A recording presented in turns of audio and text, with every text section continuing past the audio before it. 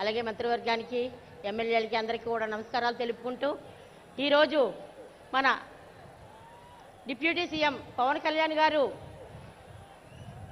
12వ ఆర్బో సభకి ఆయన సభ అనేటప్పటికీ ఈ జనాన్ని చూస్తుంటే ఒక సముద్రం తరలి వచ్చిందా అన్న విధంగా కోలాహలంగా ఉంది. మనకి సంక్రాంతి అలాగే ఉగాది పండుగలు ఎలాగైతే వస్తాయో ఆవిర్భావ దినోత్సవం కూడా అదే పండుగలా మనం అందరం చేసుకుంటాము. అటువంటి పండుగ రోజు ఈ రోజున 11 ఆవిర్భావ దినోత్సవాలు చేసుకుని సార్ చెప్పినట్టు ఎన్నో అడ్డంకులు పర్మిషన్లు ఉండే కాదు, ఎక్కడికక్కడికి జనాలని దారులు మళ్లించేసేవారు.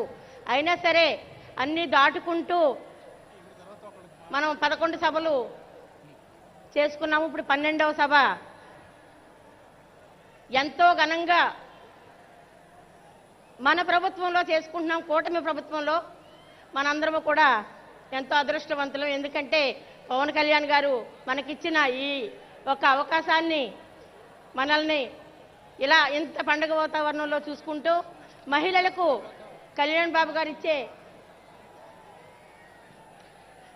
అదృష్టం ఏంటంటే ఒక ముఖద్వారానికి మహిళ అయినటువంటి డొక్కా సీతమ్మ గారు ముఖద్వారం అని పెట్టారు. అలాగే అన్నా క్యాంటీన్లు ఉన్నాయి, మహిళ డొక్కా సీతమ్మ గారి క్యాంటీన్ అని పెట్టారు. అటువంటి మహానుభావులు పవన్ కళ్యాణ్ గారు మన మహిళలకు అంతటి అదృష్టాన్ని ఇచ్చారు. అలాగే వీర మహిళ అనే ఒక నామకరణం చేసి మమ్మల్ని అందరినీ కూడా ఒక ప్లాట్ఫామ్ ఇచ్చి మా మహిళలందరికీ కూడా ఎంతో గౌరవం దక్కిస్తున్నారు. అటువంటి వీర మహిళగా, అటువంటి మహిళా నాయకురాలుగా నేను ఎంతో అదృష్టవంతులుగా భావిస్తూ ఇంతటి అవకాశాన్ని ఇచ్చిన పెద్దలందరికీ ధన్యవాదాలు తెలుపుకుంటూ జై జనసేన. గౌరవనీయులు పిఠాపురం కాన్స్టిట్యూన్సీ ఇన్ఛార్జ్ శ్రీ మర్రెడ్డి శ్రీనివాస్ గారిని మాట్లాడాల్సి కోరుతున్నాను.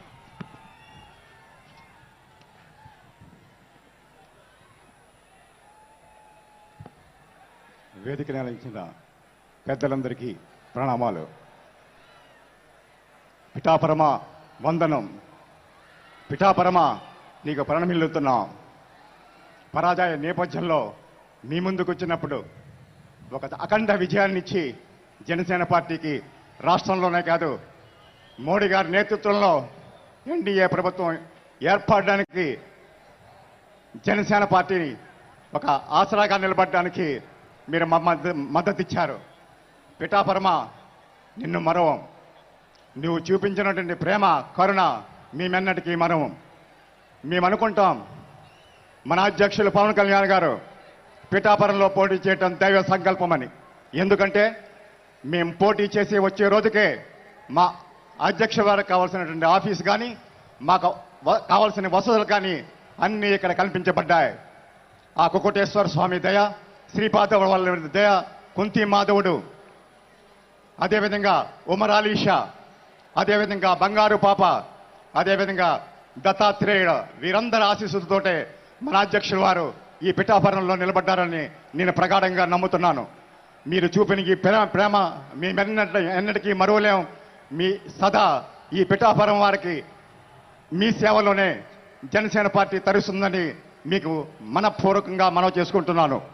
అదేవిధంగా మా ఈ పిఠాపురంలో అభివృద్ధికి సహకరిస్తున్నటువంటి అడ్మినిస్ట్రేషన్కి ప్రణామం. ప్రతి ఒక్క ఆఫీసర్, డిప్యూటీ సీఎం గారు ఆఫీస్ నుంచి వచ్చినట్టే ప్రతి ఇన్స్ట్రక్షన్ ఎంత శ్రద్ధగా అమలు చేస్తారంటే ఈవేళ పిఠాపురంలో జరుగుతున్న అభివృద్ధి దానికి తార్కాణం. వీరందరికీ వందనం. అదేవిధంగా మేము ఒకటే కొరుగుతున్నాం, జనసేన పార్టీ ఒక సాధారణ రాజకీయ పార్టీ కాదు. మా అధ్యక్షుడు ఒక సాధారణ రాజకీయ నాయకుడు కాడు. మేము వచ్చింది మార్పు కోసం. మేము కోరుకున్నది వ్యవస్థల మార్పు కోసం, సమాజం మార్పు కోసం.